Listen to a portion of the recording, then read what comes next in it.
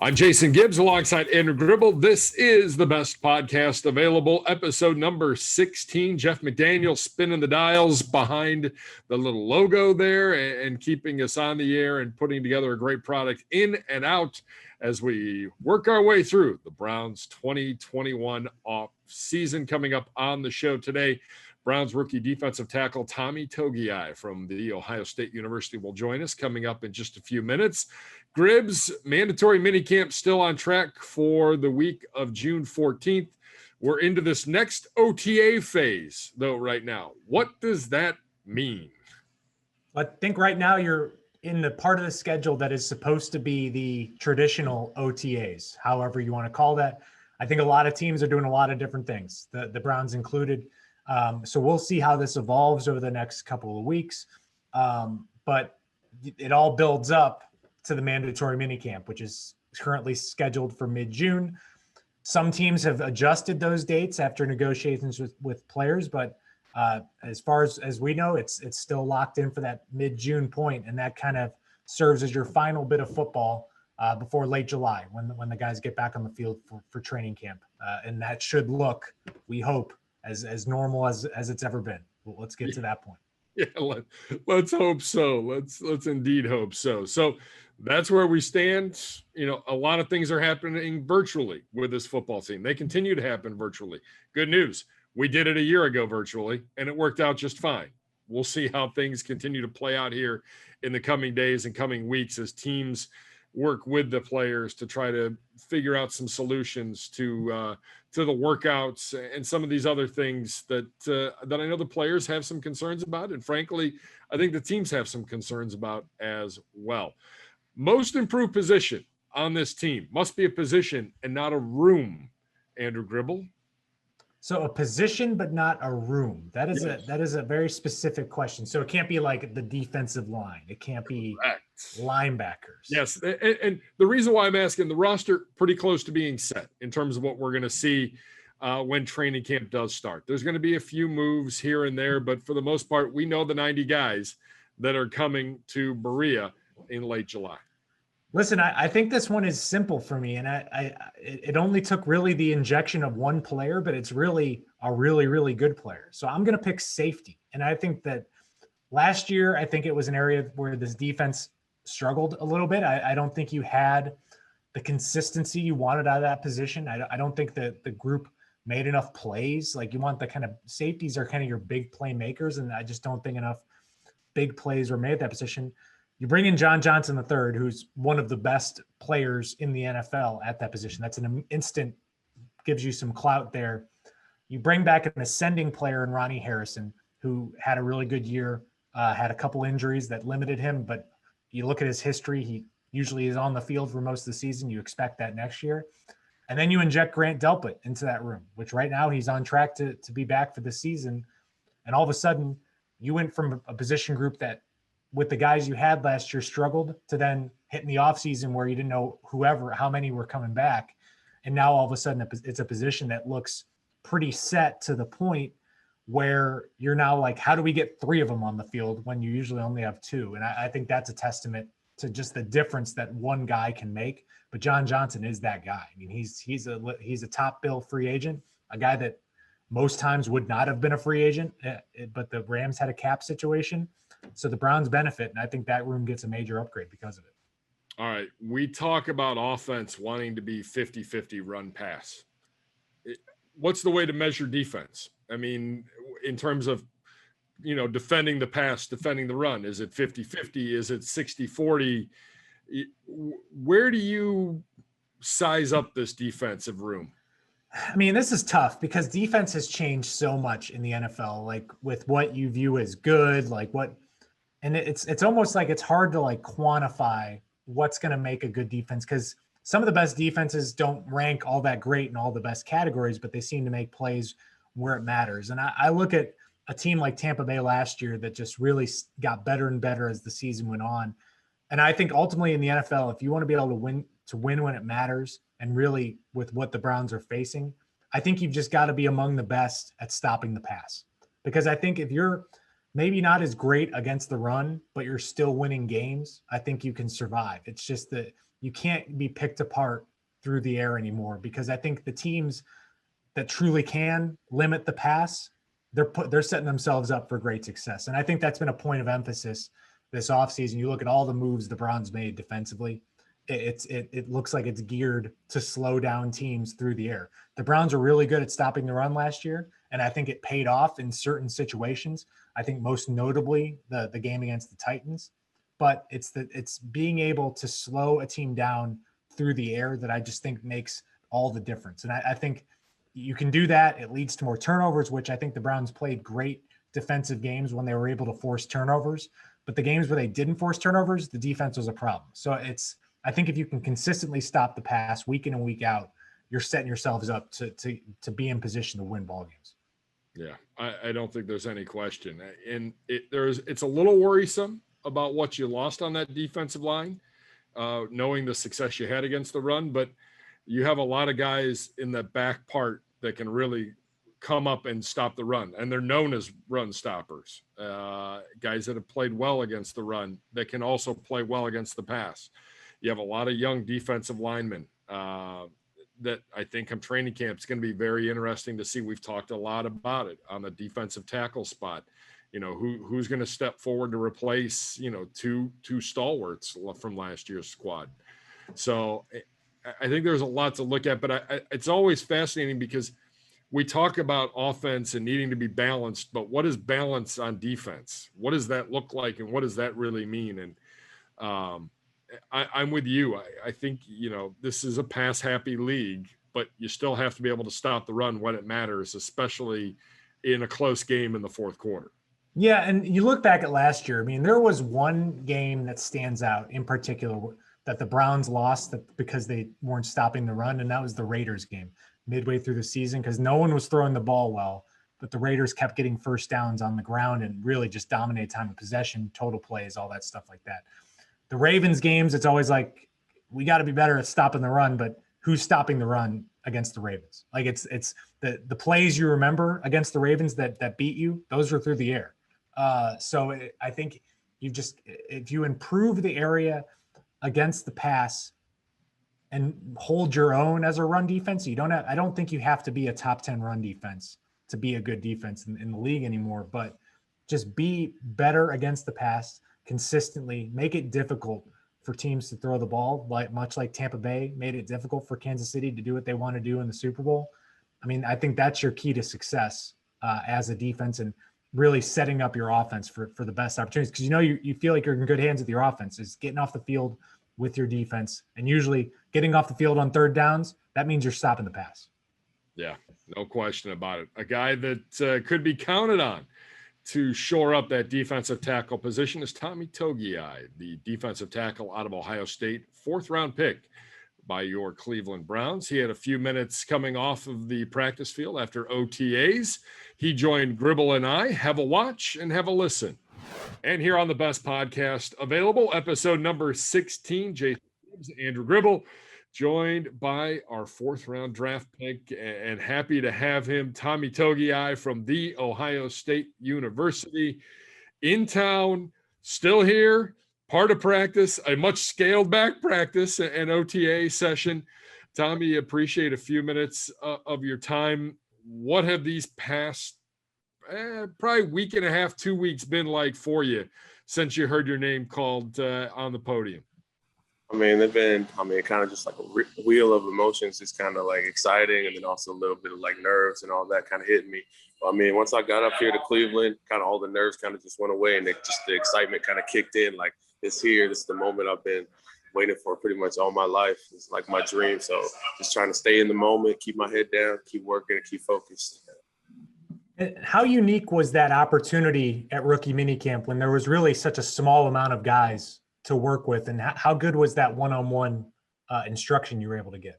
No, it's definitely like an advantage just to have. I mean, there's only 3 other D linemen besides me that were working with Coach Kiff, and then just to take advantage of that, like one-on-one time, really getting the like plays down and everything, and then really getting technique-wise down, so that just taking full advantage of that one-on-one time with Coach Kiff and Coach JG.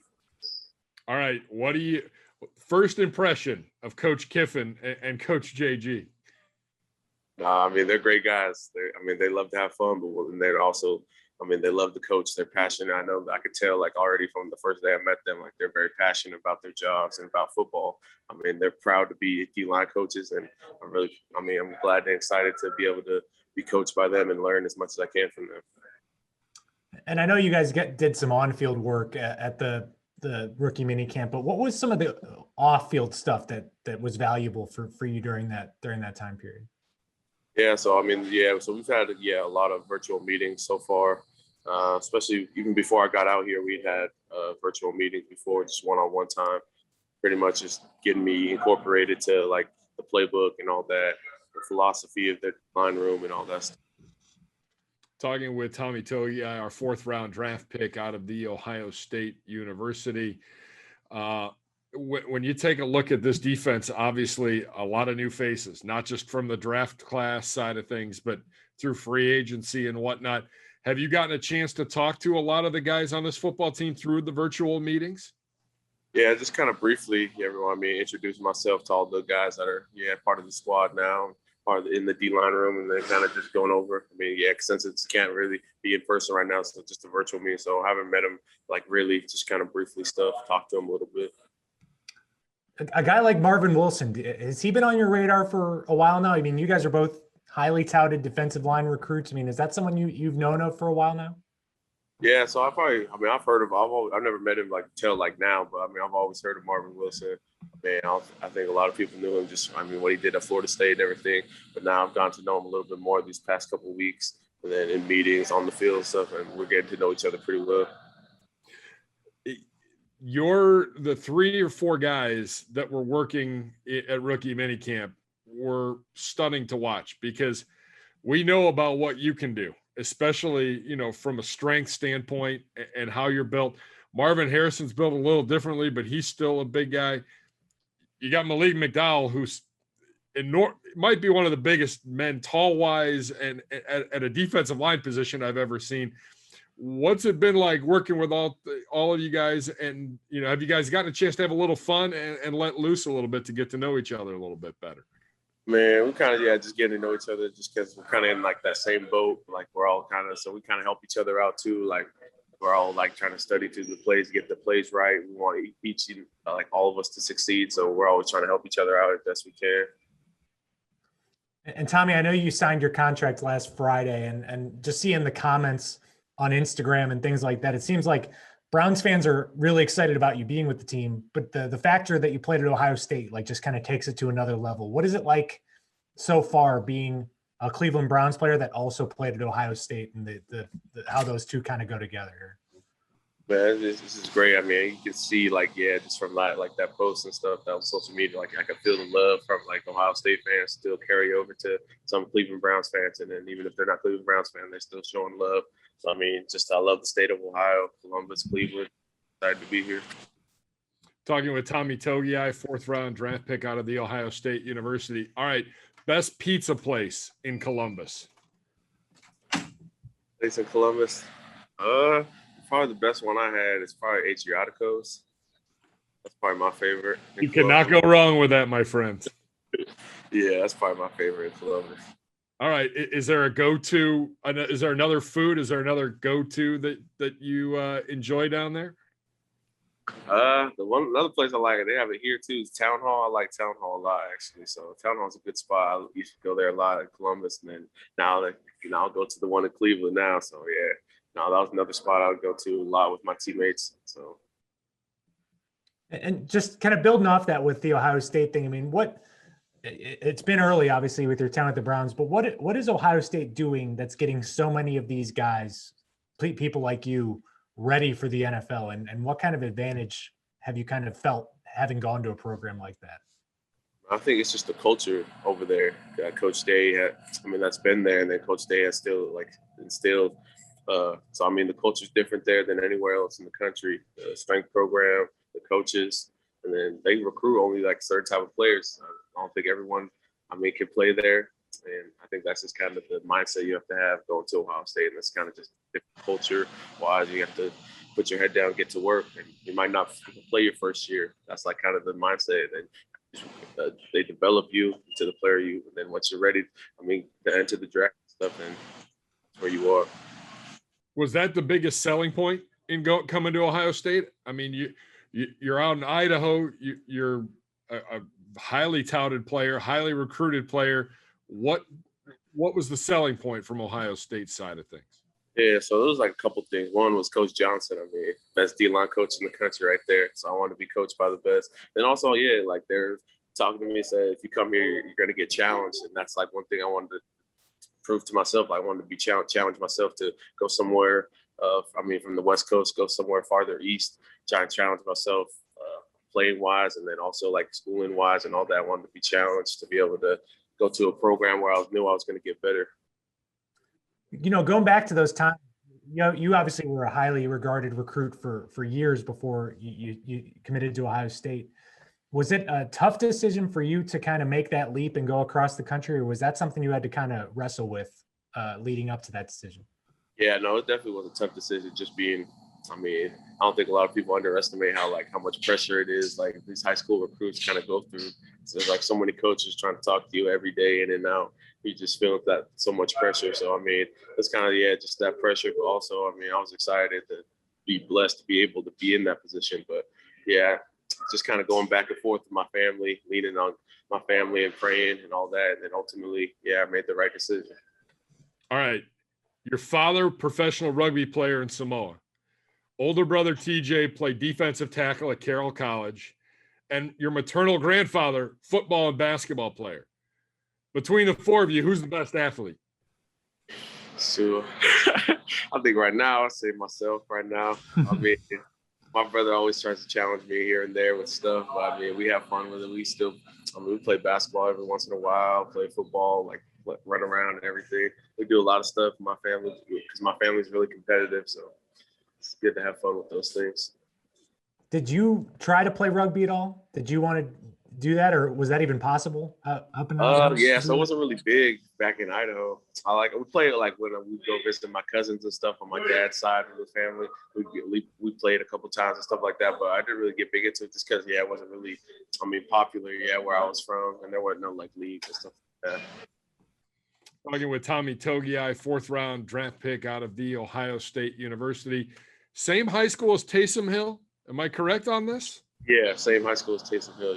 Yeah. 9-year difference, obviously, from an age standpoint. But did he come back? Has he come back at all when you were there, or? Yeah, so I think I've only met him. I think I've met him once, and then maybe talked to him twice on a phone call or whatever. But yeah, I've only met him once in person. And then just what about the culture there in Idaho kind of helped you get to this point? Is it maybe underrated in terms of a football state or places to become a great football player? What do you tell people about that? Yeah, I think it is a little underrated just from football. Maybe a lot of people don't know there's good athletes all over the country. Don't matter small town, big city, it don't matter. But I think it's underestimated and everything like that. But I think you can find players anywhere. All right, we'll get you out of here with this. Video game standpoint, if you could play Call of Duty or Madden, you're stuck on an island. You only can pick one video game. Which one are you picking? I'm hearing you're a gamer, so that's why. Yeah, I think I'd have to go with Call of Duty just because there's different types of modes. I can play with that more than Madden would have me, even though, this next year Madden, I'll be my first time maybe being in it, so that would be kind of cool. So, it would be a tough decision, but I think I'd have to go with Call of Duty because I can still, on my headset, play with my friends and family like that. Tommy, really quick, tell me about the T-shirt you wore when you signed officially with the Browns. Oh, I know a lot of people didn't drink that. It's a Dragon Ball Z T-shirt. It's like Dragon Ball Z Super. It's not what that one's basically that series is called. Yeah, so that was I know it's kind of funny to see all the people that were commenting just on my T-shirt that I wore. So it was kind of cool. And Miles is obviously a big fan as well, right? Yeah, no, I've heard about that. Yeah, he's a big anime fan. That's fantastic. This has been great. Appreciate it. If you get some downtime, I don't think. Did you go to Cedar Point last weekend? No, I did not. You must go to Cedar Point. Do you like roller coasters? Do you like heights?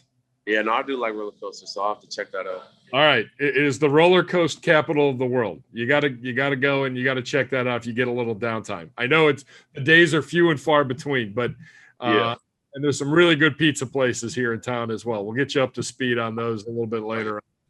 Appreciate a few minutes of your time. Good luck with everything, and we hope to talk with you again soon. All the best and continued success, man. Congratulations. Thank you. Thanks for having me. Thanks to Tommy Togiai for a few minutes of his time. Very busy. He's got a lot being thrown at him, a lot being expected of the young man from The Ohio State University. Gribbs, your takeaways from one Tommy Togiai. Yeah, I mean, I think it seems he's got a full grasp of the situation he's entering. And you asked earlier about what's the most improved position on the roster, and I went with safety. Clearly, defensive tackle is the one that experienced the most change. And I think that he is at the center of that change. And you wonder what was going through his head. He gets drafted. He's like, wow, I'm joining a team with only 4 defensive tackles. And then you keep adding guys to the room, and it's all of a sudden like, wow, this is going to – I'm not just a draft pick that's going to get on the field. I got to earn my way onto it. And, he's experienced that at Ohio State, which I think is a good thing, that he knows that, you're entering a situation where there's a lot of talent around you. But I do think he has an opportunity to play. And I think he fits that mold of what we were just talking about defensively with, he can do a little bit of both as a defensive tackle. He's not just a run stopper, not just a pass rusher at that position. So he could fit the mold versatility wise of what this team wants at that position. Yeah. It's just, and I mentioned it to him, but like 3 different guys, 3 different body types in Malik McDowell, Tommy Togiai, and Marvin Wilson. 3 different guys in the way that they suit up and play the game. And just fascinating to watch them. Those guys were fun to watch at rookie minicamp, just to see how big they are and the different approaches that they took to everything. And it's going to be fascinating to see how those 3 work out when training camp starts. Yeah, unfortunately for them, they got 3 guys in there. They could get a little breather between the drills. I mean, they were the most crowded bunch out there. I mean, I think that, and that's just going to be the norm moving forward. But you mentioned the body types thing. It seems like when you look at this group, the only one that's maybe known as a notorious run stuffer, the big defensive tackle is a guy like Andrew Billings. And we haven't even seen what he looks like now after a year away from football, but definitely a shift if you could see in what maybe the team is looking for at that position. Yeah, we thank him for a few minutes of his time. Want to get your thoughts on a couple other things around the league as it pertains to post-draft. Did you see the Jags draft board and how certain things weren't blocked out? Overreaction by us in the media, or? I did. I saw it, and it's probably an overreaction because I don't know if we have a fair understanding of what those numbers mean. I think because I think, a couple years ago, I think we got let in the draft room media wise, and you look around at stuff and you think you know what they mean, but then it was explained to you and you're like, oh, that means something completely different than what I assumed it was. So I'm not going to overreact to any of these. And also it's all these guys are drafted. It's hay in the barn at this point. So it's definitely less intriguing. I do want to know what Trevor Lawrence was an 8. I want to know what a 10 looks like, because I thought that was as sure of a he was as sure of a thing as we've seen in a long time. So that means if Trevor Lawrence really is an 8 and that's what it's supposed to mean, then NFL teams grade players like that nightmare professor you had in college that wasn't giving A's to anyone, I think. Yeah, had a few of those. Still angry. Yeah. Still angry about that. Yeah. By the way, too, Jalen Waddle having the same grade as Trevor Lawrence. Jalen Waddle is a hell of a player. Maybe that's graded that much. Maybe you're not factoring in position. Like maybe Jalen Waddle is just as good of a wide receiver as Trevor Lawrence is as a quarterback. Like there's so many things, and honestly, it could mean something completely different that has nothing to do with their abilities at all. And it's strange, but clearly we know how these shows are vetted internally from our things. If they were uncomfortable with these numbers getting out, then they would have certainly blocked them. So clearly they were comfortable with those seeing the light of day. All right. What first-year head coach quarterback combo will have more success this season? Urban Meyer with Trevor Lawrence or Robert Saleh with Zach Wilson? Man, this is a tough one because it's like I think I believe more in Robert Saleh, the coach, than I do Urban at the NFL level, but I certainly believe way more in Trevor Lawrence than I do in Zach Wilson. So I'm going to lean on the guy that's actually on the field. So I'll buy all the Trevor Lawrence stock if it's still at a good price, just because I think he's probably got better playmakers around him in Jacksonville this year. They draft a running back, which you can quibble with that as a long-term strategy all you want, but short-term, he immediately gets a great running back that can help him out. They've got good wide receivers that they've added in Jacksonville. I think the Jets as an offense are probably a year away from being something you want to reckon with in the AFC. So I think the Jaguars are probably, I think both teams are going to stink, but I think the Jacksonville is going to have a better offense probably this. I think that the team they're drafting first and second for a reason. They're drafting quarterbacks for a reason. It's not year one where they're going to take off from a win-loss perspective, but I'll take the guy that was the prize prospect for all these years. I'll bet on him. Gotcha. Julio Jones, where's he playing week 1? I guess not Atlanta. I mean, I guess that's the one guess. I mean, Atlanta has. I've read that they don't want to trade him in the NFC. I mean, come on, like just take the best offer you can. I mean, it's football. It's not like baseball. You're playing these 22 sometimes a year, and I think you got to take the best offer. But I guess if they're looking for a first-round pick, which seems like a big ask, I guess, but I'll just say he's going to be playing for a major contender, because I think if I'm a team that is in a position to even afford Julio and have a need at wide receiver, maybe the first-round pick doesn't sound as bad because you're like, well, we're going to be picking 31st or third, you hope you're picking later to begin with. I liked the thought of San Francisco. I mean, that was something that was intriguing to me. You've got the Shanahan connection there as well. I think the 49ers could get better at wide receiver. I think that's the best fit. Now, the team I don't want to see him with is like the Chiefs or something like that. I'd be happy. Let's encourage the Falcons to keep him in the NFC. I think that's what I'm trying to get at this, because there's some contenders in the AFC I don't want to see Julio Jones on, because I even though his long-term situation might not be the best from a contract standpoint, the guy can still play, and he's someone that can really upgrade an offense immediately if he's able to join him this season. Yeah, no question. Yeah. The Chargers were the team that came to my mind just because I know how much salary cap. I mean, that's a great combination. I mean, him with Keenan Allen, Justin Herbert. I mean, that's a loaded offense, and that's the team that was probably not as bad as the record indicated was last year, and is poised to be an immediate contender this year. And a team that I was not excited to see on the Browns schedule next year. I mean, there's someone that's a dangerous, I believe it's week 5 game the Browns have. I mean, that's no gimme. I mean, that's a good team that's going to be coming to Cleveland. Or no, we're going there. So we're going there. Yes. Yeah. So hopefully it's a Friday trip and not a Saturday trip. Yeah. One of the first games there with fans probably. So that'll be a tough place to go play. Yeah, no question about it. All right, that's just a quick look around the NFL, some of the stories making headlines and the latest from Berea. If you like this podcast, make sure you like and subscribe today to the best podcast available wherever you get your podcasts. You can also watch all of our episodes the past few weeks, including our interview with Demetric Felton, our interview, I believe, with Chad O'Shea we had a few weeks ago, if I'm correct. Yeah, Chad O'Shea joined us a few weeks ago. All that and more by logging on to youtube.com/Browns. Thanks to Jeff McDaniel for all of his hard work all the time. Thanks to Tommy Togiai. For Andrew Gribble, I'm Jason Gibbs. Thanks for watching. Thanks for listening to the best podcast available.